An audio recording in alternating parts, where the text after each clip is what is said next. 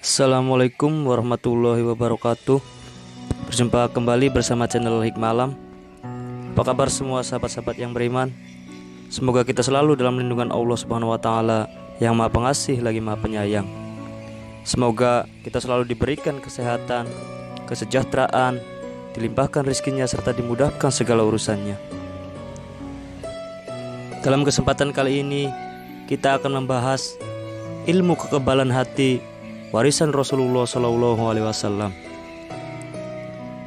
Manusia selalu berusaha dengan berbagai macam cara untuk melindungi dirinya dari gangguan dan kejahatan orang lain. Banyak cara yang ditempuh dan jalan yang dilalui untuk tujuan ini. Sejak zaman dahulu, dalam dunia persilatan telah kita dengar berbagai macam nama ilmu kesaktian.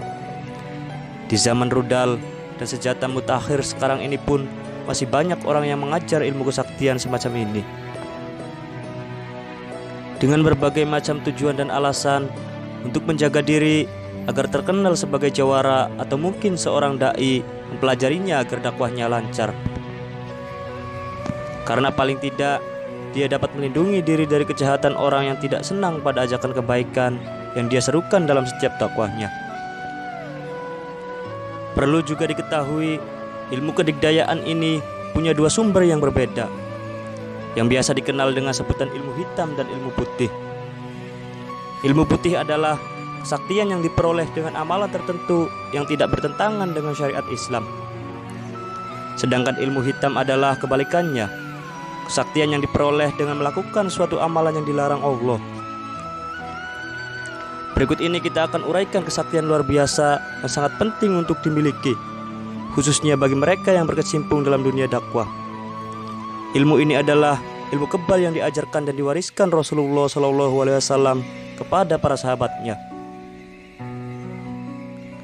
Namun, yang dimaksud dengan ilmu kebal di sini bukan ilmu yang dapat menyebabkan pengamalnya tidak mempan disabet pedang atau tidak bisa ditembus oleh peluru.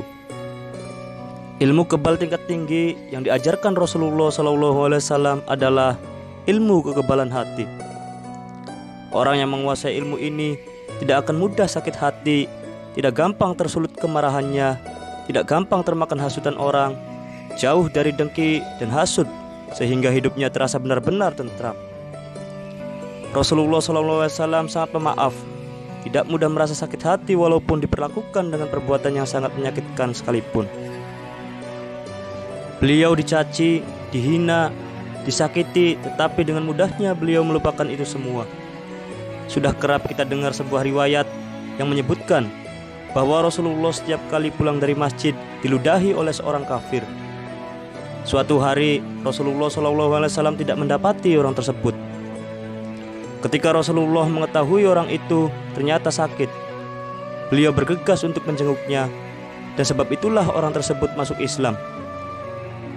Kisah serupa adalah ketika dalam perjalanan dakwah ke Taif pun tidak kalah pedihnya cobaan yang dihadapi Rasulullah SAW. Rasulullah SAW ditolak oleh pemimpin Taif, bahkan dilempari batu oleh budak-budak dan orang-orang bodoh dari mereka, sehingga kedua kakinya berlumuran darah.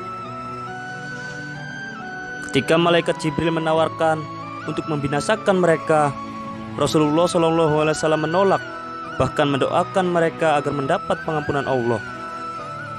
Namun, bagaimana halnya dengan kita? Bukankah kita seringkali merasa sakit hati, tersinggung, dan kecewa hanya karena hal sepele? Keadaan seperti ini membuat kita mudah marah, menyimpan kebencian, dan dendam pada orang yang ada di sekitar kita. Padahal, perasaan seperti itu kalau dibiarkan akan mengganggu kesehatan jasmani juga, seperti penyakit darah tinggi, jantung, dan lain-lain. Itulah sebabnya kita sangat perlu mendalami setidaknya 10 jurus sakti dari Rasulullah SAW ini.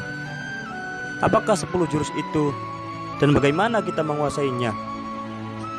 Jurus-jurus itu terdapat dalam ayat-ayat Al-Quran dan hadis-hadis Rasulullah SAW. Tentu saja cara mendapatkan kekebalan itu adalah dengan memahami, menghayati, dan berusaha mencontoh Rasulullah SAW dalam mengamalkannya.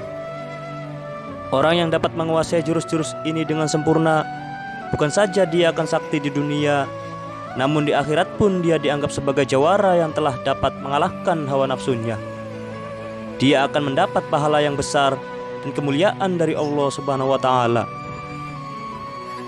Jurus yang pertama adalah menahan marah.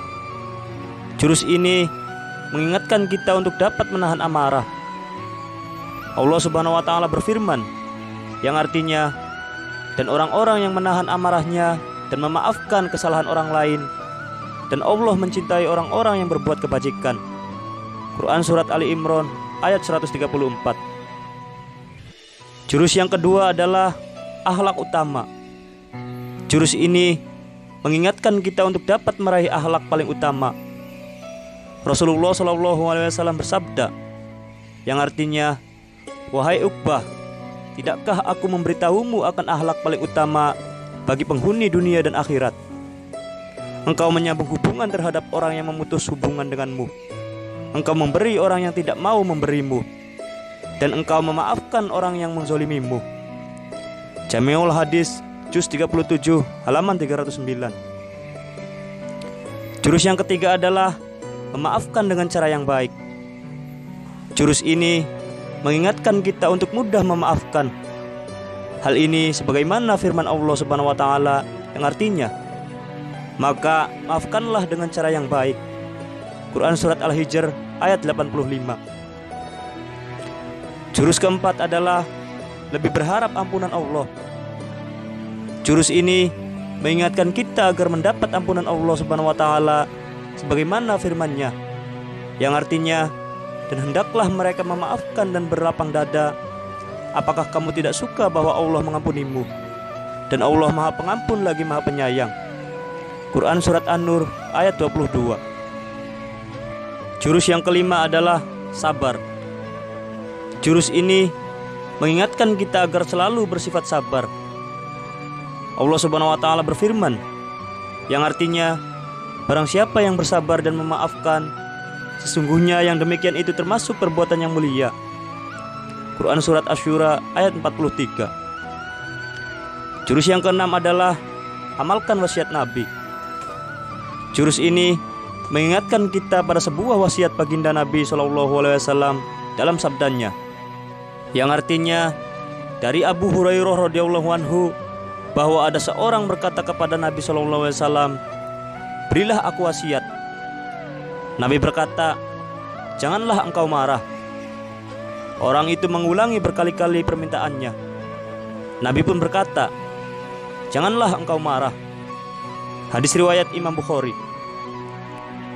Jurus yang ketujuh adalah lemah lembut. Jurus ini mengingatkan kita akan kehebatan sikap lemah lembut. Rasulullah SAW bersabda, yang artinya, dari Aisyah radhiyallahu anha, ia berkata, Rasulullah SAW bersabda, sesungguhnya lemah lembut tidaklah berada pada suatu apapun kecuali akan menghiasinya, dan tidaklah dicabut sifat lemah lembut itu dari sesuatu kecuali akan menjadikannya buruk. Hadis riwayat Imam Muslim. Jurus yang kedelapan adalah kekuatan inti. Jurus ini mengingatkan kita bahwa kekuatan yang sesungguhnya adalah menahan amarah. Rasulullah SAW bersabda, yang artinya, dari Abu Hurairah radhiyallahu anhu, bahwa Rasulullah SAW bersabda, tidaklah kekuatan itu dengan menang dalam bergulat, akan tetapi orang yang kuat adalah orang yang dapat menahan amarahnya ketika ia marah. Hadis riwayat Imam Bukhari, Muslim. Jurus yang kesembilan adalah ihtimalul azza.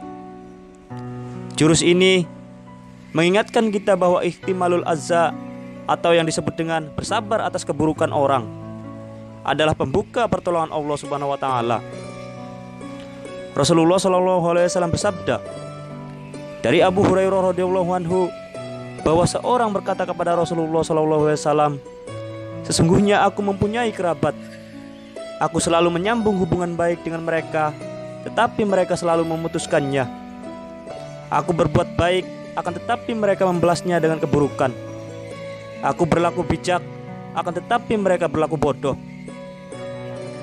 Rasulullah SAW kemudian bersabda, "Bila keadaannya seperti yang kau katakan, mereka itu seperti meminum abu yang panas, dan senantiasa Allah akan memberikan pertolongan kepadamu selama kamu dalam keadaan demikian itu." Hadis riwayat Imam Muslim. Jurus yang ke-10 adalah doa pamungkas. Mendoakan orang yang menzolimi dan menyakiti kita dengan doa yang baik adalah suatu perilaku yang luar biasa. Hal ini seperti yang dilakukan Rasulullah SAW terhadap penduduk Taif. Orang tidak akan dapat mendoakan orang yang menyakitinya dengan doa yang baik kecuali orang yang berhati mulia. Dan itulah salah satu ciri-ciri penghuni surga. Itulah ke-10 jurus yang diajarkan oleh Rasulullah SAW. Namun yang pasti, itulah di antara akhlak yang diajarkan Rasulullah SAW untuk melatih kekuatan hati. Bukankah Rasulullah SAW adalah suri tauladan bagi orang yang menginginkan kebahagiaan dunia dan akhirat yang dijanjikan oleh Allah Subhanahu wa taala? Maka dengan menghayati dan mengamalkan 10 jurus di atas, seraya membayangkan betapa agungnya akhlak Rasulullah SAW, insya Allah kita tidak akan mudah merasa sakit hati.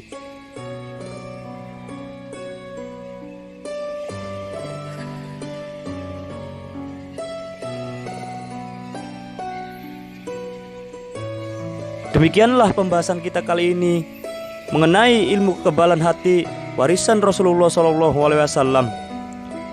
Semoga pembahasan ini bermanfaat untuk menambah wawasan dan ilmu pengetahuan kita. Cukup sekian pembahasan ini. Mohon maaf apabila ada kata-kata saya yang salah. Akhir kata, wabillahi taufiq wal hidayah. Wassalamualaikum warahmatullahi wabarakatuh.